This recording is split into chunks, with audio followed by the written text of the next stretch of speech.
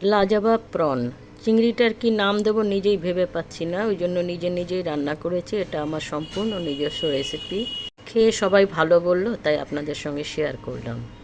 পেঁয়াজ, টমেটো, বেশ কিছুটা ধনেপাতা, প্রচুর আদা, রসুন, কাঁচা লঙ্কা, মিষ্টির জন্য রয়েছে খেজুর। এখানে আমি অন্য কোনো চিনি ফিনি ব্যবহার করব না। আর নুন হলুদ দিয়ে ভেজে রাখা প্রন। পেঁয়াজ, আদা, রসুন, কাঁচা লঙ্কা, খেজুরের যে পেস্টটা বানিয়েছিলাম সেটা দিয়ে দিলাম। দিলাম কাশ্মীরি রেড চিলি পাউডার, হলুদ, ধনের গুঁড়ো, জিরের গুঁড়ো, পরিমাণ মতো নুন, কসুরি মেথি। ভালো করে একটু নাড়াচাড়া করে ধনেপাতার যে পেস্টটা বানিয়েছিলাম সেটা দিয়ে দিলাম।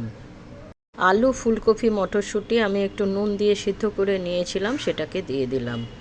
আমি একটু কম তেলে করার চেষ্টা করছি, আপনারা ইচ্ছা করলে এগুলোকে ভেজে নিয়েও করতে পারেন।